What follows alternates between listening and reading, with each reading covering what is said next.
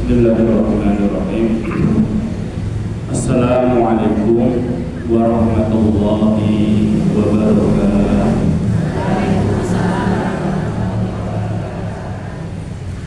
Alhamdulillahirabbil alamin.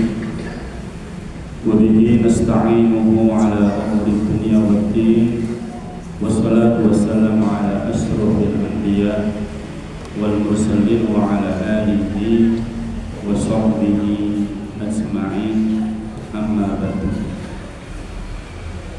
Hadirin ummatan, ibu sekalian yang semoga senantiasa dalam lindungan Allah Subhanahu wa taala.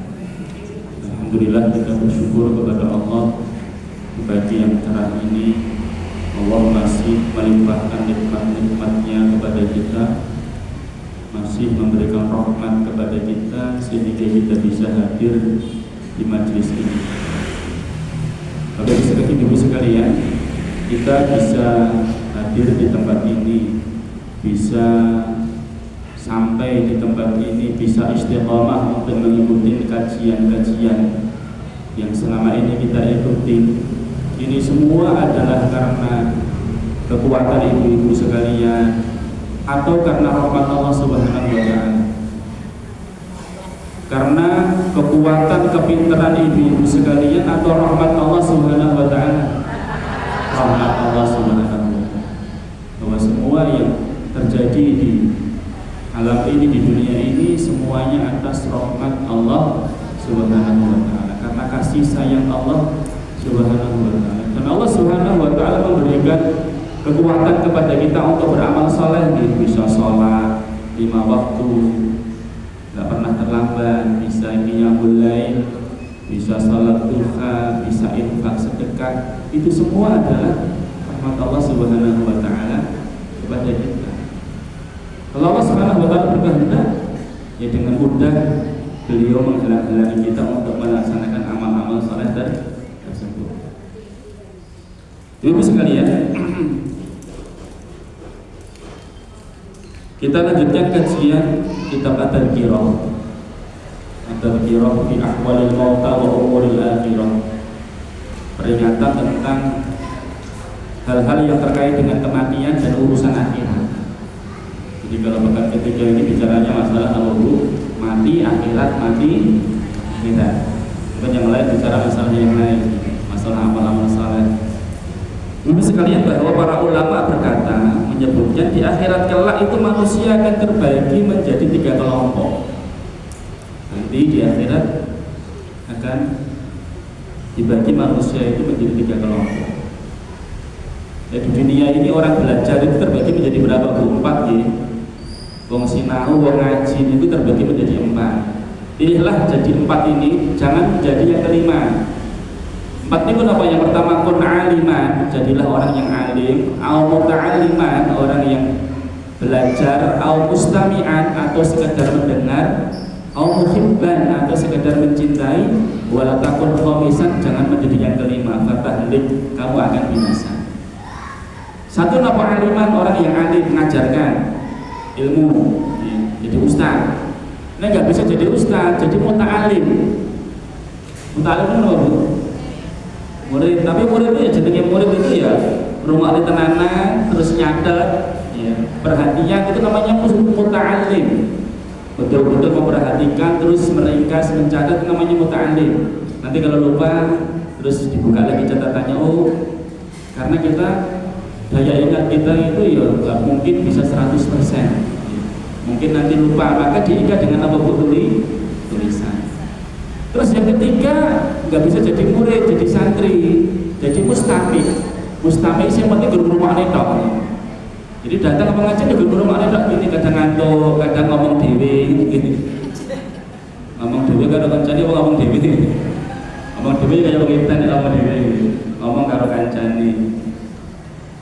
Itu mustami, jadi nggak mau nyadet, nggak dengarkan, tapi yo datang ke rumahnya, kadang rumahnya kadang ngelamun, kadang rumahnya kadang pikirannya kemana-mana. Itu mustami, masih mending, itu tingkatan ketiga. Terus yang terakhir itu muhibban, cinta ilmu, cinta ilmu. Cuma cinta saja. Misalnya bos, Aku rasa ngaji, rumahnya yang ngantuk gitu, tapi menyediakan tempatnya, ngirim snacknya, ngirim airnya, menyediakan minum untuk ustadznya, lah itu muhib cinta. Tapi kok ngaji belum gitu. Itu kenapa? Tingkatnya yang paling terakhir. Dan jangan jadi yang kelima. Apa itu bukhilon, itu orang yang benci kepada ilmu, benci kepada ulama, benci kepada orang-orang yang belajar. Kamu akan binasa. Ibu, milih yang nomor pinten Bu? 1 alim, ustaz ya, muta'alim, santri. 3 mustami' sekedar pendengar. Atau yang keempat muhib atau muhibbun ya, muhibban itu pencinta ya. Sedangkan masuk kategori apa Bu? Insya Allah kali ya alur ya telu lah rapopo gitu. Kalau enggak juga ya muhibban pecinta ilmu. Ibu sekalian, itu kelompok manusia di dalam belajar. Sekarang kita berbicara tentang bagaimana kelompok manusia di akhirat nanti. Yang pertama adalah orang-orang yang muttaqun, orang-orang yang bertakwa kepada Allah Subhanahu wa taala. Yang kedua orang-orang yang mukhalitun itu mencampurkan amal baik dan buruk, mukhalitun. Dan yang ketiga orang-orang kafir. Yang pertama orang-orang yang bertakwa atau muttaqun adalah mereka yang berusaha untuk menjauhi dosa-dosa besar. Muttaqun, orang yang bertakwa itu imtithal ma amarallah, yaitu melaksanakan apa yang diperintahkan Allah, wastina mana Allah, dan menjauhi yang dilarang oleh Allah Subhanahu wa taala. Orang-orang yang bertakwa nanti dia akan dimasukkan ke dalam surga. Amalnya ketika ditimbang itu bagus sekalian, itu lebih berat amal baiknya daripada amal buruk, karena dia berusaha untuk meninggalkan dosa-dosa besar. Nek dosa-dosa kecil ya kadang, namanya manusia kan nggak ada yang maksud. Yang maksud sini Bu Rasulullah Muhammad SAW. Jadi syarat untuk menyampaikan ilmu itu tidak harus maksum ya. Kalau harus maksum ya saya tidak mungkin bisa menyampaikan ilmu kepada jenengan. Saya juga hamba Allah yang penuh dengan dosa ya. Tapi orang menyampaikan itu kan sekaligus apa Bu? Mengingatkan kepada diri sendiri itu. Ingatkan dari diri sendiri. Jadi kalau syaratnya orang menyampaikan, seorang ustadz mubaligh itu harus jauh dari dosa, maksudnya nggak pernah berbuat dosa, ya tidak ada yang mau kecuali Nabi. Tapi berusaha untuk menghindarkan diri, menjauhkan dari dosa-dosa besar. Contoh dosa besar apa Bu? 1, syirik, terus durhaka sama orang tua, terus zina, terus apa? Riba, terus memakan harta riba, ya, terus minum khamar, terus membunuh, terus ghibah, terus mencuri, terus Imam Al-Zahabi di dalam kitabnya Al-Kabair menyebutkan ada 72 dosa-dosa besar. Kenapa kita belajar dosa-dosa besar? Bukan berarti kita ingin mengerjakan dosa besar tersebut, tetapi apa Bu? Ya kita dijauhkan dari dosa-dosa besar. Maka kita kajian di SKS tiap hari Senin pertama jatah saya judulnya adalah 100 dosa yang diremehkan wanita. Padahal itu dosa-dosa besar sebagian besar itu.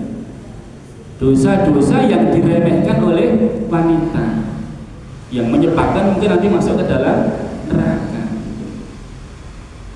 Ya, jadi setiap kali pertemuan 1 dosa, pertemuan kedua 1 dosa, butuh 100 pertemuan gitu. Padahal sebulan sekali, berarti 100 bulan. Sabar gitu kan. Ngaji gini Bu, itu kuat-kuatan. Kuat santri ini apa kuat ustadz? Ustadz kuat, santri ini kuat, tapi panitianya orang kuat, bubar. Jadi ustadznya kuat, santrinya juga kuat. Istiqomah, sama-sama istiqomah. Terus yang kedua, orang-orang yang mencampurkan, mukhalitun tadi ini, orang yang mencampurkan antara amal soleh dengan dosa-dosa besar. Kalau yang pertama tadi berusaha untuk menjauhi dosa-dosa besar, amal-amal soleh terus. Tapi yang kedua ini kadang masih berbuat dosa besar. Yo, sholat di masjid bu, sholat berjamaah, tapi cita tunan ini, cek mobil. Ustaz, boleh nggak saya masih minum-minuman keras, cek mobil cium, tapi sholat di mana? Di Surabaya sholat. Ngaji boleh nggak? Mau ngaji. Tapi nek pas arep sholat tidak ada isi mabudi. Dan sedangkan mabudi terus Allahu Akbar. Maca qul ya ayyuhal kafirun udah rampung. Ya ayyuhal kafirun aku tuh mata putur wala antum wala antum abidun wala anak abidun wala antum abidun wala anak abidun wala antum. Orang aku terganggu. Soalnya tidak konsentrasi jangan dalam keadaan mabuk. Ya sejatinya nggak boleh kan, sudah larangan keras, tapi kan bertahap. Ya bertahap ngandani sing mabuk itu ya wis ra apa salat sih. Salat. Nek ngene jam 09.00 wis mandek ya. Jam 10 mandek soalnya kan dulu jam 11:30. Ibu sekalian, dia mengerjakan salat tapi masih kadang-kadang minuman keras, kadang-kadang masih judi. Bisa pulang kan bu, semalam judi itu subuh salat subuh. Aku kaos, aku cendak, lah masjid bila kan enten rukui, enten apa sarungi, pakai sarung. Ini pun apa sih bolong, di pulau baca al-fatihah rambut bolong, oh banter dewi al-amin ini, amin ini banter dewi. Ini gue pun rampung. Assalamualaikum warahmatullahi. Dikir kan, pulau menghadap jamaah kan gitu kan. Ini gue dikir, domor mana ini bu, bukan tembus itu kan. Judi deh, berarti ya Allah ini judi ya, semalaman judi itu tapi esok itu pas ada dia makan di masjid sholat. Yo alon-alon itu langsung dikandani sama laskar atau digerobol sama laskar malah bubar. Itu makanya sing tahu paling Pak Odri gitu, langsung kalau sing di salam lonceng dideketin kekeluargaan dulu. Yang kedua adalah orang yang masih mencampurkan dosa-dosa dengan amal saleh yang dia kerjakan. Dan yang ketiga adalah orang-orang kafir. Orang-orang kafir itu ya orang yang tidak beriman kepada Allah Subhanahu wa taala, otomatis amal-amal yang dia kerjakan meskipun dianggap baik itu tidak ada nilainya di sisi Allah. Ibu sekalian, yang pertama orang yang beriman, kebaikan-kebaikan mereka akan diletakkan dalam satu timbangan, dan dosa-dosa kecil yang mereka kerjakan juga diletakkan di timbangan yang lain. Yang amal-amal kebaikan, sholat, puasa, zakat, haji, umroh, infak, sedekah, taklim, baca Al-Quran diletakkan di sini. Yang ini dosa-dosa kecil, karena dosa besar-besarnya dia nggak dia kerjakan. Di kursi 1 2 lagi. Kira-kira berat mana ibu sekalian? Berat amal kebaikannya pun dengan berjuang masuk ke dalam surga. Sedangkan yang berat itu yang kedua itu ibu, ya, ini melaksanakan amal-amal kebaikan tapi ini masih mengerjakan dosa-dosa besar. Ini nanti tinggal lebih berat mana? Meskipun lebih berat satu darah itu apa? Satu biji sawi, maka akan berat amal kebaikannya dimasukkan ke dalam surga. Tapi kalau lebih berat amal keburukannya, dosa-dosanya tadi meskipun sebesar biji darah, maka nanti dia akan dimasukkan ke dalam neraka. Ini yang berat nih ibu, ketika dia masih melaksanakan dosa. Terus yang ketiga orang kafir. Orang kafir itu amal kebaikannya dinilai oleh Allah benar-benar. Pun jomplang langsung, amal buruknya lebih banyak daripada amal kebaikannya. Nggak ada amal kebaikan yang dia kerjakan, akhirnya dimasukkan ke dalam neraka. Orang kafir pun juga akan ditimbang amal-amal mereka, karena Allah tidak dolim. Pengen ditunjukkan kepada mereka loh. Apakah yang dicatat oleh malaikat itu keliru? Enggak ya Allah. Apakah mungkin salah? Enggak ya Allah. Semuanya betul, semuanya benar. Ya sudah, kalau itu aku sudah mengakui, sudah ya Allah. Ya sudah, masukkan dalam neraka. Kalau itu orang kafir. Tapi kalau orang yang bergelimang dengan dosa tadi itu masih ditimbang. Ibu sekalian, yang kedua tadi, yang satu selesai, yang terakhir selesai. Karena yang kita bicarakan yang kedua, yang mukhalifun, yang mungkin diantara kita masih kadang-kadang riba, kadang-kadang nyakitin orang lain, kadang-kadang ya masih durhaka sama orang tua, belum sempat mohon maaf, ternyata orang tua kita sudah meninggal dunia. Kita sadar ya Allah, astagfirullahaladzim, itu dosa besar ya Allah. Hanya kata-katakan aja tidak boleh. Apalagi dulu saya sering bentak-bentak ibu saya, bentak-bentak bapak saya. Berapa besar dosa yang telah saya kerjakan ya Allah. Saya mau minta maaf kepada bapak saya, ibu saya, tapi sudah meninggal dunia. Gimana ya Allah? Ini nanti yang akan dimintain pertanggungjawaban oleh Allah Subhanahu wa Ta'ala, akan dihisab oleh Allah pada hari kiamat nanti loh. Ini sih pirang tahun ngurusi wong tua. Bertelung tahun toh. Ibu kula ora wis ora sabar ta kowe to. Bengak terus, bengak-bengok, banting lawang gitu kan. Hanya gara-gara apa? Bapak ini wong tua 3 tahun sakit-sakitan, enggak sabar. Terus dibawa ke rumah sakit. Harapannya yang cepat mati. Padahal orang tua dulu ketika kita sakit itu mengobatkan berapapun biayanya akan dikeluarkan. Kedol lemah ya obat ya, kedol lemah ya lemah didol. Yang kedol lemah turun pundi gitu. Ya terpaksa kadang-kadang rumahnya dijual terus dia ngontrak. Yang penting anaknya bisa sehat, panjang umur gitu. Tetapi balasannya si anak ini kadang-kadang ngurusin orang tua, merawat orang tua cuma setahun 2 tahun nggak sabar. Harapannya dan cepat mati, ngerepotin nggak bisa kemana.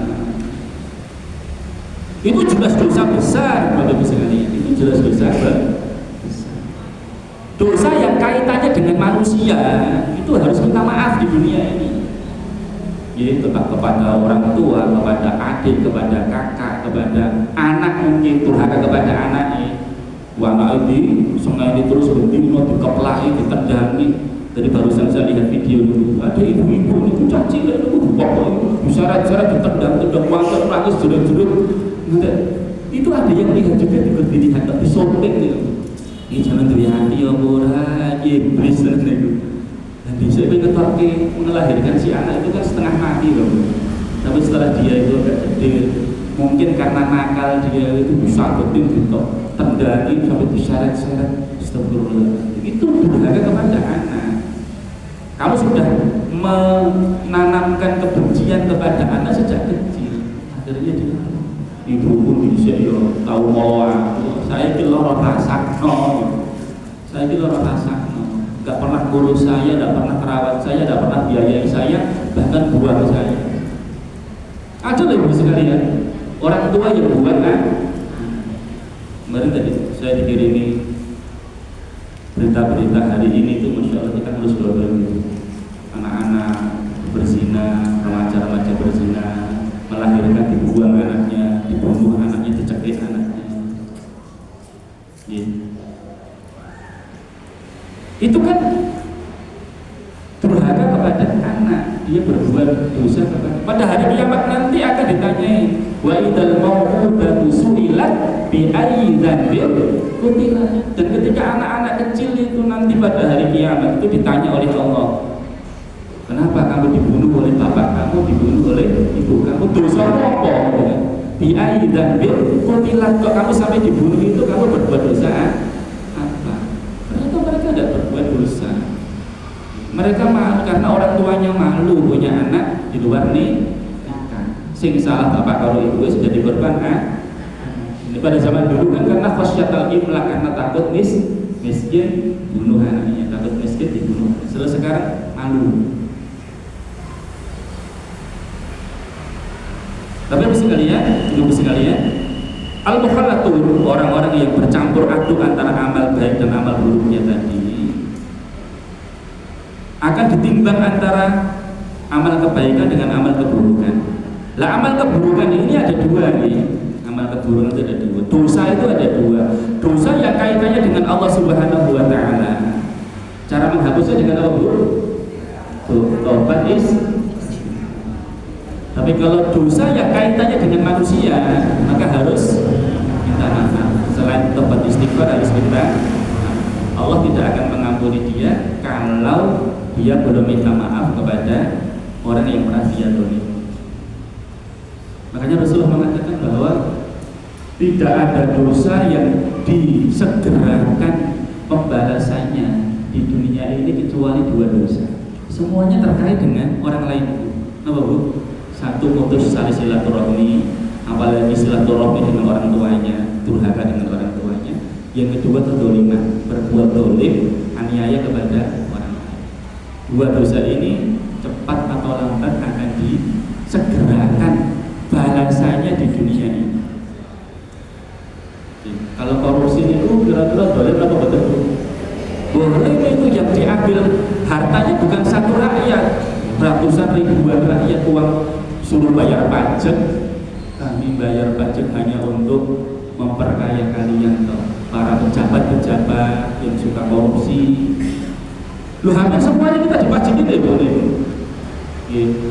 Jajan teng warung dipajaki, numpak motor dipajaki, tinggal di rumah kita sendiri dipajaki, tanah juga dipajaki. Apa boleh? Semua itu dipajaki. Untuk apa? Ya kalau untuk kesejahteraan rakyat, oke.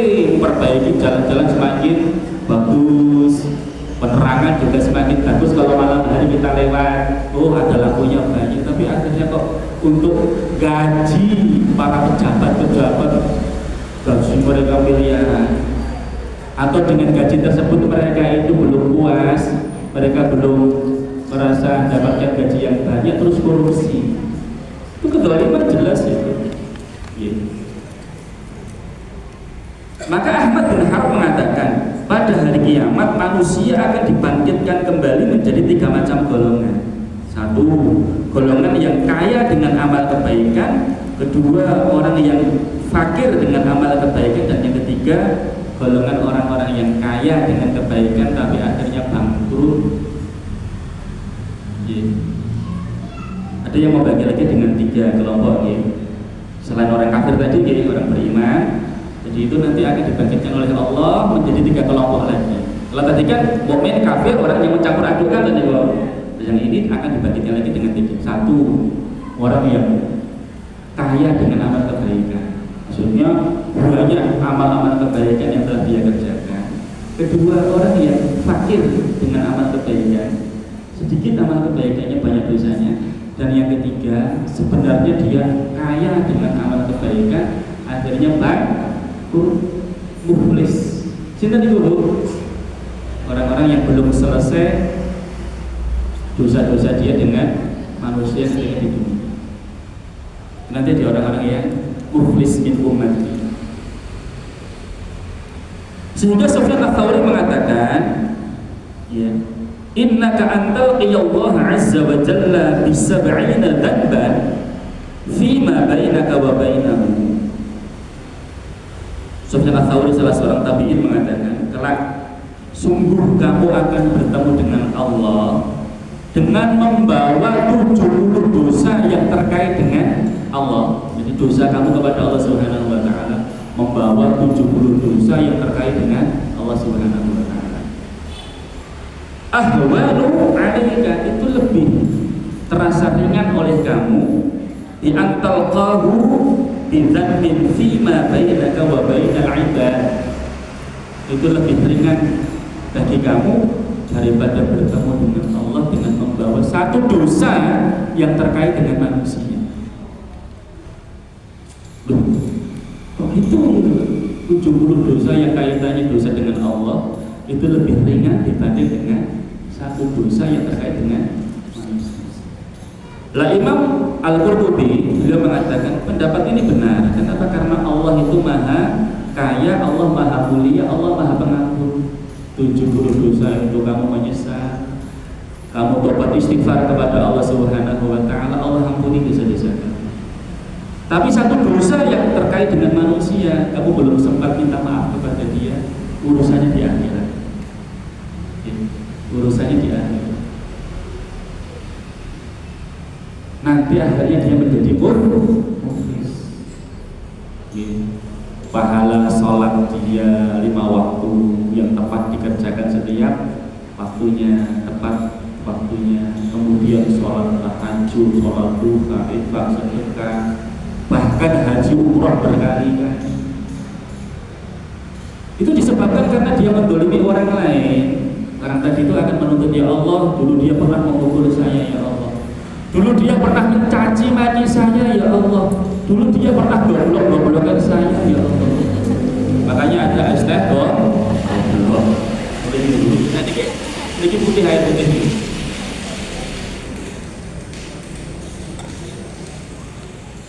Itu nanti urusannya di akhirat. Akhirnya apa? Pahala-pahala orang yang soleh tadi itu diberikan semua kepada orang yang didolimi, dipukul, direndahkan, dicaci maki, dihina. Bermana kok tanggal itu jadi jalan musrawoh. Nanti urusannya di akhirat. Kalau kebaikan orang yang soleh tadi itu sudah habis, maka dosa-dosanya orang yang terdolimi itu ditimpakan kepada orang yang soleh. Yang mestinya dia masuk surga dengan amal-amal soleh yang pernah dia kerjakan, ibadah-ibadah yang dia kerjakan tadi, akhirnya dimasukkan ke dalam neraka. Na'udzubillah min dzalik.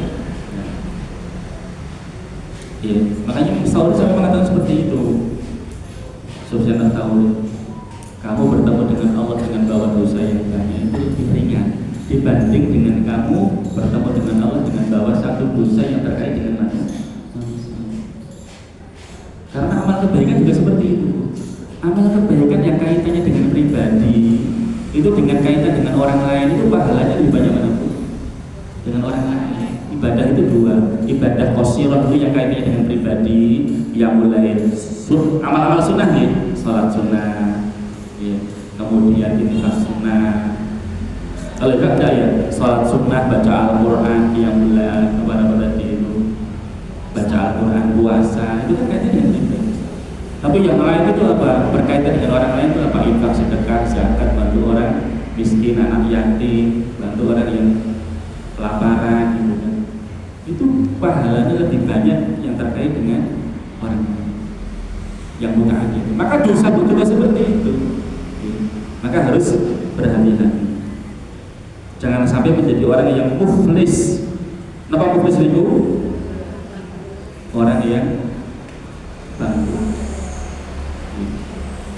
Bentuk kezalimannya apa? Pukul. Ya tadi saya ceritakan seorang ibu pukul anaknya, bapak pukul ibu, ya, suami mukulin istri, atau mungkin istri kebalikannya mukulin suaminya. Itu belum. Enten dia, mungkin dia itu pelatih karate, gitu kan? Suaminya tendangi. Saya habis isi kajian dulu di antar pulang pakai mobil ngobrol. Habis tanya putranya pinter mas, boten takok, bukan mungkin bukan takok bojone pinter mas, jarang. Putranya pinter, ternyata bojone kali, tapi yang satu sudah dilepas. Saya sudah menikah setelah, tapi saya lepas, cerai, kemudian saya nikah. Lalu kenapa mas? Saya nanya kan, kok sampai cerai kenapa? KDRT. Tapi yang KDRT yang perempuan. Dan yang saya jadikan bukti ke pengadilan itu baju saya sobek. Bisa sobek sebagai saksi gitu. Dipukulin sama istrinya. Ini kalah banget kan? Ya, jadi suaminya ini kerja ke Jogja, pulangnya cuma hari Sabtu. Istrinya ini kerja di Matahari, Singosaren. Antar jemput itu ada yang sebelumnya yang antar bapaknya ya, karena suaminya tidak bisa antar jemput, sing antar jemput bapaknya. Lama-lama udah paham dengan repot bekerja jemput dulu, bekerja antar. Diantar laki-laki lain. Ketika ditanya sama warga sekitar, ini sedulur-dulur kakak saya. Kan orang tidak ngerti kalau dia orang pendatang kan itu. Ternyata ketika dicek nggak ada saudaranya yang seperti itu. Selingkuh dulu. Terus patu itu ya marah-marah malah suaminya dipukulin. Akhirnya cerai. Itu kan kezaliman juga, tapi kezaliman seorang istri kepada suami pernah begitu. Contoh yang lain, ini barusan viral tadi malam dulu. Ada seorang santri di Boyolali dibakar gara-gara HP dituduh oleh HP adiknya, terus kakaknya datang ke pesantren tersebut di ruang tamu, diinterogasi, gue sih nolong tuh HP-nya adik itu enggak, gue sih nolong enggak, oh langsung kalau tetap bakar lo kan, langsung dibakar. Sini semua sampai wajah. Tadi polisi ngomong sampai berapa? 35% tubuhnya terbakar. Ya Allah, bergoro-goro masalah HP loh, nanti ngomong gitu. Dan ditelusuri ternyata dia itu seorang guru di Kendal. Ya Allah, guru. Jenno bocahnya jenno. Hanya gara-gara masalah. Kok sampai gue bensin lo dari mana? Nah ini kemungkinan memang berencana. Maka pasalnya dianggap sebagai pasal yang berencana, pembunuhan berencana. Akhirnya kena hukuman, maksudnya ancaman hukumannya 15 tahun. Gara-gara masalah HP, itu paling nerang yuto oleh ini juga akhirnya dibujur 15 tahun. Ini kan kedoliman. Kedoliman. Apalagi kalau rumahnya juga bakar, ya rasanya kayak orang baru. Ya Allah, mana sih kedoliman itu? Ini kedoliman. Ibu sekalian, selanjutnya ketika nanti pada hari kiamat amal-amal seseorang tadi ditimbang, amal baik sama amal buruk gitu. Setelah tadi sudah kisos rampung ya, kisos itu rampung. Kemarin saya lihat komentar-komentar netizen gitu kan, wah itu kisos itu bakar ganti bakar gitu kan. Santrinya adiknya itu keluarkan saja. Jadi ini sama-sama santri ya, terus duduk ngambil HP lah, dia ngomong sama masnya teko gitu kan. Terus yang dituduh tadi itu dibakar. Akhirnya orang udah ini santrinya itu dikeluarkan saja, masih ganti dibakar. Dalam Islam kan ada istilah kisos gitu. Kisos itu potong tangan, potong ganti potong tangan. Colok mukanya pajak matanya ganti colok matanya. Bakar ganti bakar. Tapi kan bukan hukum Islam di Indonesia ya, di penjara ancamannya 15 tahun. Lah setelah selesai tadi sekalian, kok ditimbang nek berat amal kebaikannya itu masuk surga, berat amal keburukannya masuk neraka. Lah ini ternyata ditimbang tuh podo. Loh kok podo sama? Gimana boleh? Ayo masuk mana? Masuk surga ya nggak bisa kok ini sama kebaikannya sama. Masuk neraka kok ini sama. Di tengah-tengah kan gitu. Orang lebih surga, orang lebih neraka. Orang tengah-tengah kan? Tunggu dulu, ada yang tahu? Berada di Al-A'raf. Enten naik surat Al-A'raf ya. Al-A'raf itu sebuah tempat yang tinggi antara surga sama neraka. Al-A'raf dari kata Araf. Araf itu sesuatu yang tinggi. Yang mengatakan Araf itu adalah cengger ayam itu loh, cengger ayam kan tinggi dulu. Lah penduduk surga, ashabul A'raf yang menghuni A'raf tadi itu, dia bisa melihat orang yang dimasukkan ke dalam surga, dia bisa melihat orang yang dimasukkan ke dalam neraka. Kenapa seperti itu? Salah satunya nanti ada banyak pendapat ya. Salah satunya itu adalah ada yang berpendapat karena sama antara amal kebaikannya dengan amal keburukan. Akhirnya sementara dia ditaruh di Al-A'raf dulu, meskipun nanti akhirnya masuknya ke surga. Maka ibu sekalian dilihat surat Al-A'raf ayat 46 sampai 49.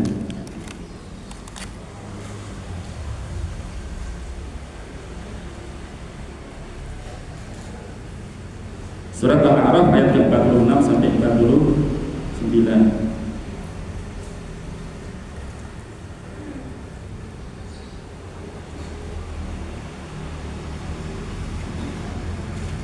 Maka yang sudah dapat dibaca.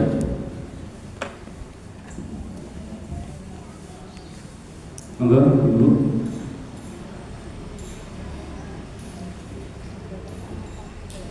Bon, tahu kacamata yang sudah dapat menggabung.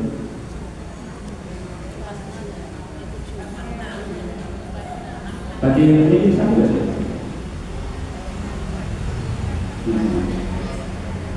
46 sampai 49.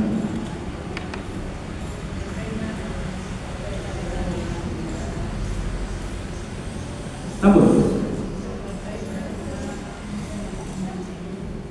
Suaranya nggak kedengaran ya, langsung baca aja. Langsung kalau baca bawah ya, jangan simak ya. A'udzu billahi minasyaitonir rajim. Wa bainahuma hijabun wa 'alal a'rafi rijalun. Dan di antara keduanya, antara penghuni surga dan penghuni neraka, ada tabir. Tabir itu disebutkan ada tembok ya. Ada pagar atau tembok. Wa 'alal a'rafi, dan di atas al-a'raf rijalun ya'rifuna kullam bisimahum. Ada orang-orang yang saling mengenal masing-masing dengan tanda-tandanya. Wa nadaw ashabal jannati, mereka menyeru kepada penghuni surga. Jadi ketika mereka melihat penghuni surga, orang-orang yang berada di alam tadi itu melihat penghuni surga. Bila jadi orang dulu, wah enak, minumannya enak, buah-buahnya enak banget. Apa ucapan mereka? Salamun alaikum, selamat kepada kalian. Mereka belum dapat masuk, tetapi mereka sangat ingin sekali masuk. Lam yadkhuluha wa hum yatma'un itu koma itu mereka pengen banget masuk ke dalam surga. Wa idza surifa absaruhum tilqa ashabin nar.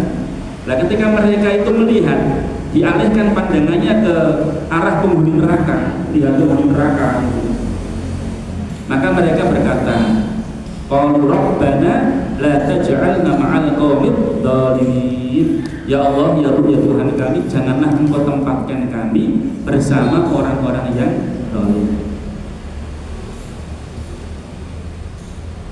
Ini sampai ke ayat 37 saja ya, 47 ya, 46, 47 ini keadaan orang-orang yang masuk ke dalam al-aqrab. Jadi ketika melihat orang-orang yang masuk ke dalam surga, Masya Allah, ingin sekali saya masuk ke sana. Ketika melihat orang neraka, astagfirullahaladzim, Allah, jangan sampai saya dimasukkan ke dalam neraka. Lah, setelah itu akhirnya setelah penghuni surga masuk surga, penghuni neraka masuk neraka semuanya, dan orang tadi bisa melihat mereka semuanya, akhirnya dimasukkan ke dalam surga. Dan mereka lah orang yang masuk surga terakhir kan? Kami tetap masuk surga, alhamdulillah. Lah siapakah mereka itu yang termasuk ashabul a'raf itu siapa saja? Para ulama berbeda pendapat. Kita sebutnya beberapa ya nanti. Satu, orang-orang yang berjihad di jalan Allah tetapi tidak mendapatkan ridho dari orang tuanya.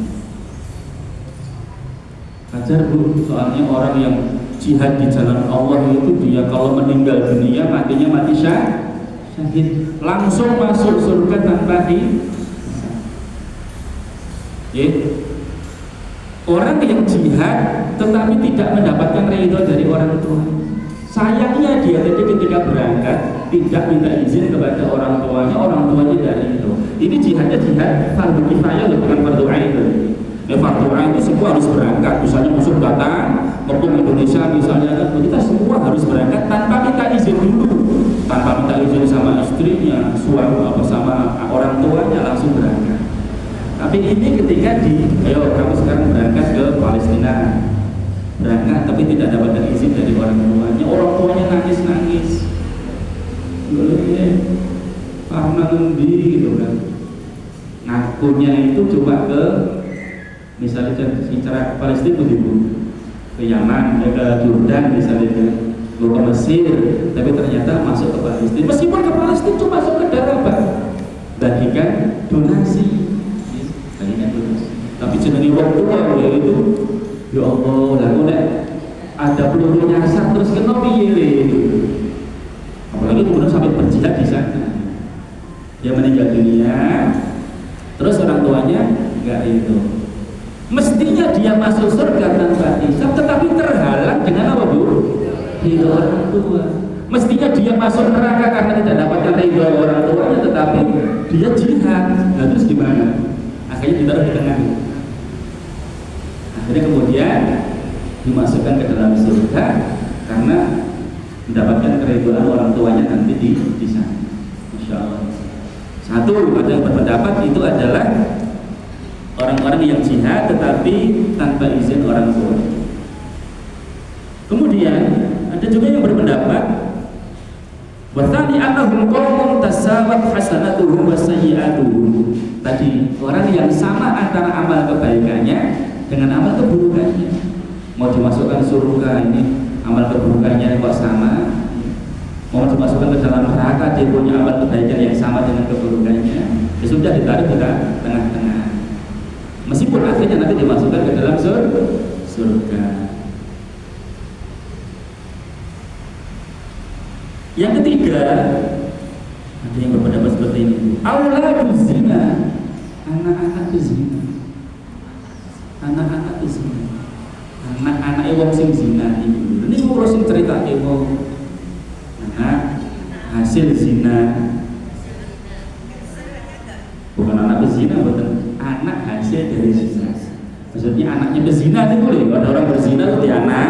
Kan anak haram kan itu. Anak zina, anak haram, anak jadah, anak wajib, anak lemper. Yang salah siapa? Bapak sama ibunya.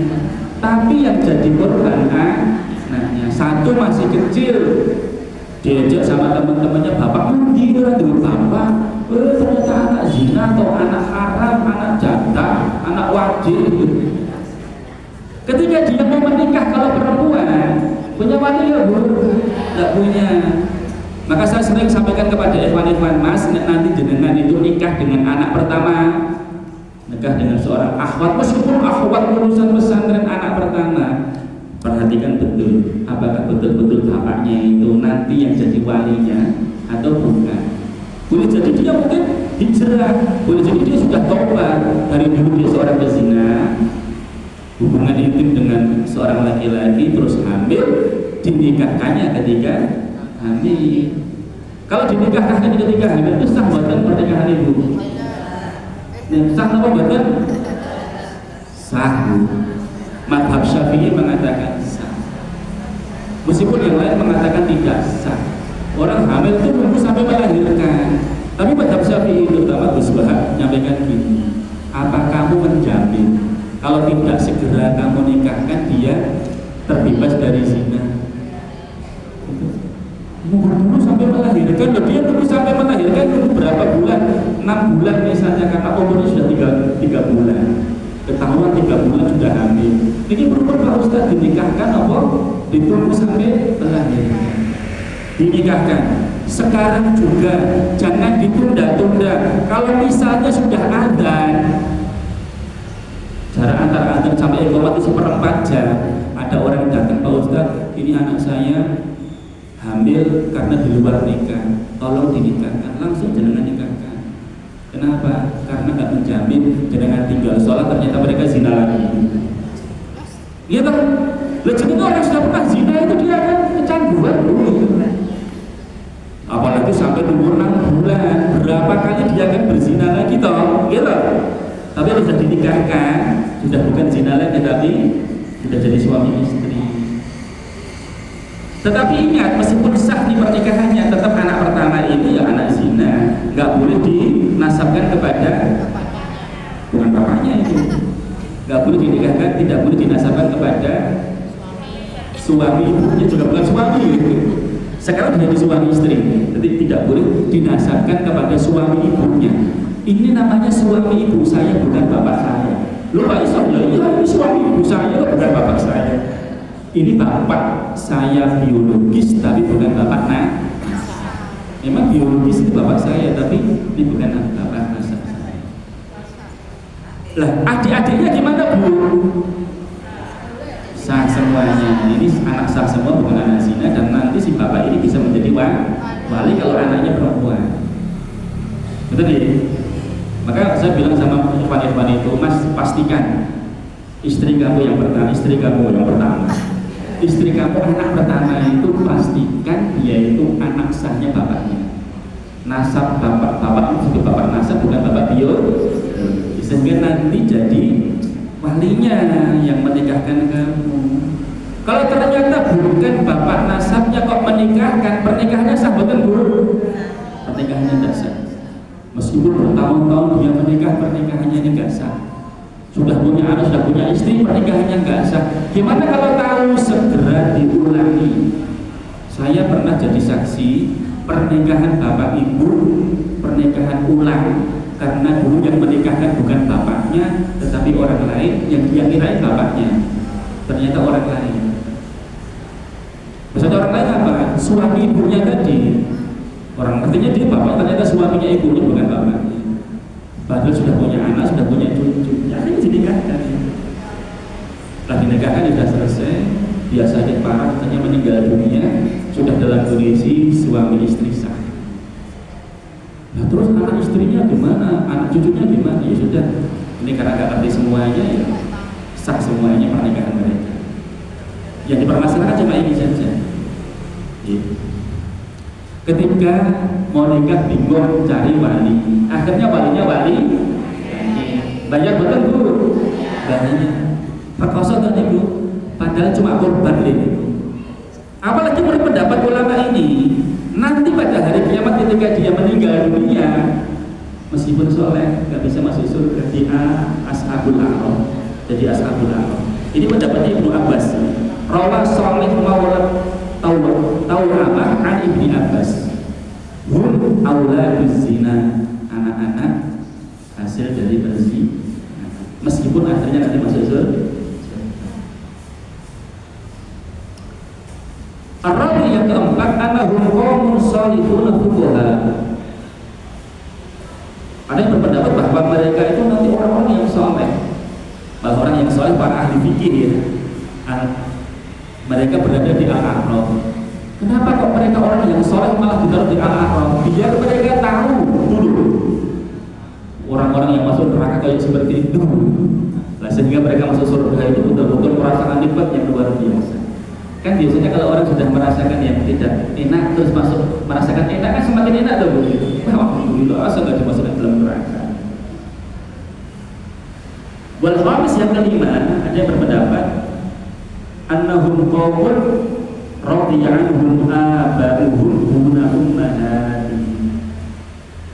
Mereka adalah suatu kaum yang diridhoi oleh bapak-bapak mereka, tetapi ibunya nggak meridhoi. Bapaknya senang sama anak ini, ridho sama ini.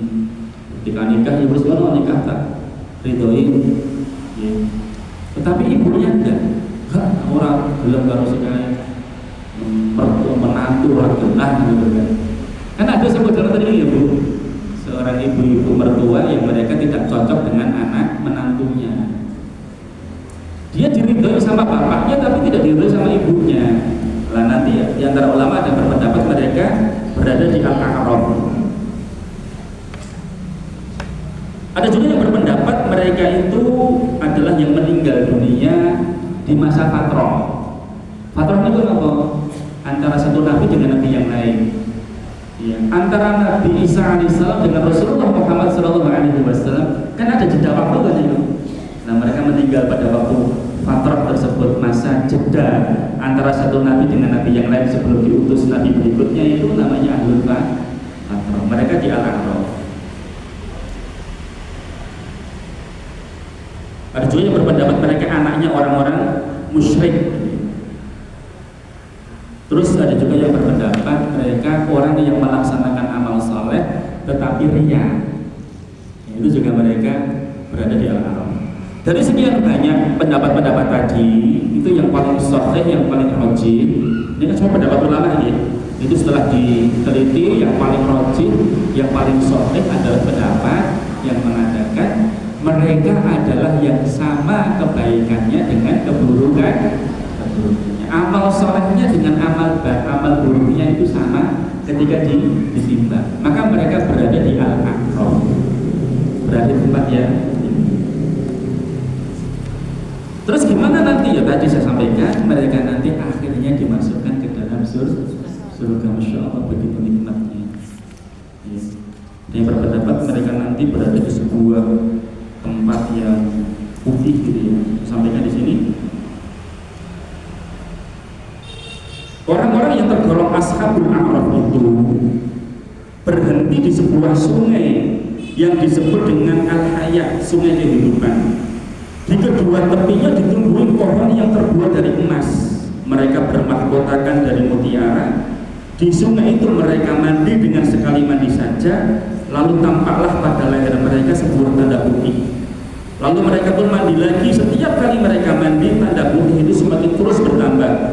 Lalu dikatakan kepada mereka, ungkapkan keinginan kalian. Setelah mereka mengungkapkan keinginan yang bermacam-macam, kemudian dikatakan kepada mereka, kalian akan mendapatkan 70 kali lipat dari apa yang kalian inginkan. Mereka itulah penghuni surga yang miskin. Mereka itulah yang tadi di Al-A'raf, terus mereka dimasukkan ke dalam Nahlul Hayat, sungai kehidupan, terus akhirnya mereka dimasukkan ke dalam surga. Ada yang berpendapat mereka itu beda, ada putih-putihnya gitu. Antara yang masuk surga langsung dengan mampir dulu di Al-A'raf itu berbeda. Karena jenengan pilih langsung masuk surga atau mampir sih dengan Al-A'raf? Langsung. Soalnya nanti ya ketir-ketir gitu, di surga neraka ya, surga neraka ya. Tapi ada juga yang pilih, aku nggak pengen Al-A'raf lah, ngerti. Siksa di neraka itu yang ngopo. Lah setelah dia tahu tentang siksaan orang-orang yang dimasukkan ke dalam neraka, akhirnya dimasukkan ke dalam surga. Oh, senang dia, alhamdulillah, akhirnya saya dimasukkan ke dalam surga. Apa? Cuma melihat saja. Cuma melihat saja. Jadi kan tadi di dalam surat Al-A'raf tadi cuma melihat ini. Mereka. Orang itu. Berapa lamanya memang para ulama nggak nyebutkan. Tapi namanya menanti kan pekerjaan yang paling membosankan itu loh. Meskipun bagus banget, tapi kan ya ketir-ketir tadi itu. Wah ketir-ketir ini. Misalnya jenengan nopo itu nunggu kan, udah terus jangan ijen di sebuah tempat. Meskipun sudah ada yang OTW dilepas dulu. Kapan temu OTW? Kapan temu OTW? Tapi kan khawatir dong. Khawatir dong, ini ada petir. Nanti kalau ada orang jahat mampir ke situ, nanti kalau ada apa, gitu. Mesti ada kekhawatiran. Ya, makanya doa kita ya langsung saja masuk surga. Maka perbanyak amal soleh. Satu amal kebaikan dikalikan pinten Bu? 10 kebaikan. Satu amal kebaikan dikalikan pinten Bu? 10 lagi. Sedangkan niat amal keburukan ditulis betul Bu? Betul. Dikerjakan berapa Bu? 1. Berarti perbandingannya antara amal baik sama amal buruk pinten Bu? 1/10. Mestinya secara akal itu lebih berat amal baik kita daripada amal buruk. Lah kok entek-entek ya mungkin tadi penyebabnya karena zalim kepada orangnya. Maka segera itu kalau ada orang yang pernah kita dolimi siapapun dan gage-gage gak usah image, jaga image jaim, menjaga image. Apalagi kepada suami, Mas jangan penting menawi wonten lepas kula pangapunten. Masya Allah, kesil itu tanpa diminta maaf untuk meminta maaf, tapi dia sudah minta maaf. Kalau saya sering nasihatin pengantin-pengantin baru dulu itu, jangan lupakan 3 kata romantis agar keluarga kalian sakinah mawaddah warahmah. Apa niku? 1, minta tolong. Mas, tolong ambilkan handuk Mas. Dik, tolong ambilkan sandal saya. Dik. Kata-kata tolong itu merasa dihargai ya Bu. Sudah ditolong terus terima kasih. Jazakallah khairan Dik, sudah dibuatkan teh. Jazakallah khairan Mas, gajinya. Nanti ucapkan jazakallah khairan itu besok di praktek. Itu pahala itu menyenangkan hati orang lain loh. Siapa itu memberatkan timbangan pada hari kiamat nanti kurang sedikit itu gara-gara terima kasih kepada suami mak jelek dengan lebih warga. Lah daripada Al-A'raf gitu, gara-gara nopo sering ucapkan terima kasih. Tenun Mas, jazakallah khairan. Terus yang ketiga maaf. Yang salah jangan lupa untuk minta maaf. Mas, syukurannya Mas. Mas, syukurannya Mas. Enten karep tapi apa namanya, kekuatannya tidak mampu, nggak punya kekuatan, nggak punya kemampuan. Makanya bagus sekali. Alhamdulillah kita gitu.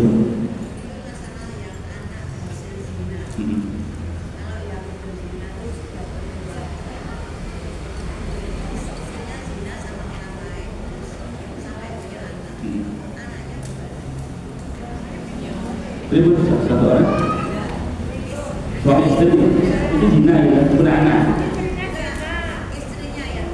Istrinya zina. Oh, kalau kemarin ada pertanyaan seperti ini.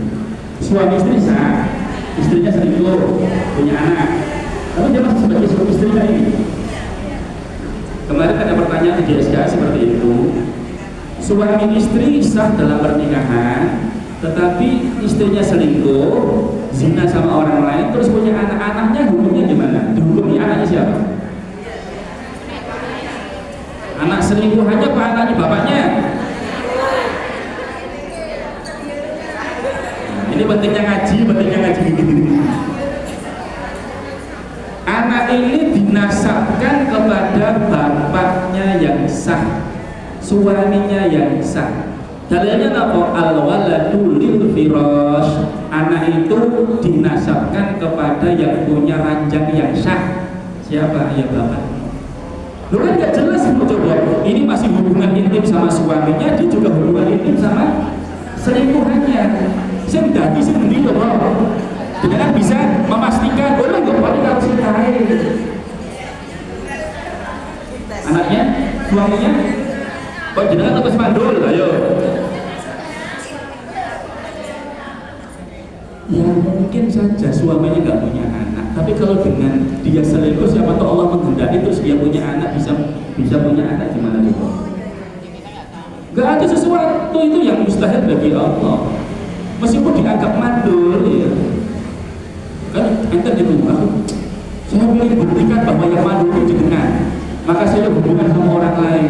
Setelah saya hubungan sama orang lain, ternyata saya kan hamil, berarti si mandul jenengan. Ya, belum tentu. Ya. Karena ini kan gak jelas, ini mani siapa yang jadian? Apakah mani suaminya tadi yang dianggap mandul, atau maninya selingkuhannya tadi? Maka di dalam hukum Islam itu nanti tetap dinasabkan kepada si bapaknya, meskipun nanti ternyata suatu DNA hasil dari perzinahan tadi. Iya, itu namanya Bang. Mungkin secara hakikatnya itu memang seperti itu, tapi secara hukumnya memang dinasabkan kepada bapak. Itu namanya hakikatan la hukman.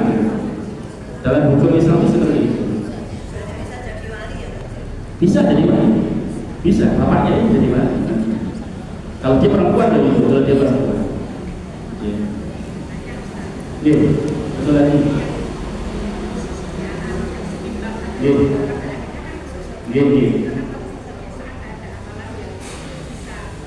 Iya. Semua kita itu masuk surga dengan rahmat Allah Subhanahu wa ta'ala. Dan salah satu rahmat Allah itu ya amal soleh yang kita kerjakan. Ya tadi itu wasilahnya karena satu amal kecil tadi. Katanya Allah ridhoi ini, amal kecil ini ridhoi, yang mungkin diremehkan tadi ternyata dapat yang keriduan dari Allah, terus memberatkan. Ternyata amal yang begitu besar yang dia banggakan gak diridhoi oleh Allah, tidak dapat rahmat dari Allah, gak ada dia. Meskipun sholat tahajud, meskipun juga sedekah tapi riya. Makanya bu sekalian, yang penting itu kita mendapatkan ridho dari Allah, rahmat dari Allah. Meskipun kecil tetapi itu dapatkan rahmat dari Allah, itu akan memberati banget kita pada hari kiamat. Nah, ya tadi. Maka selalu ketika kita beramal, ya Allah meskipun kecil, ya Allah semoga Engkau ridho, Engkau rahmati, ya Allah, menjadi pemberat timbangan nanti pada hari kiamat. Meskipun hanya mengucapkan dari ya terima kasih, minta maaf, jazakallah khairan, tulukin mas.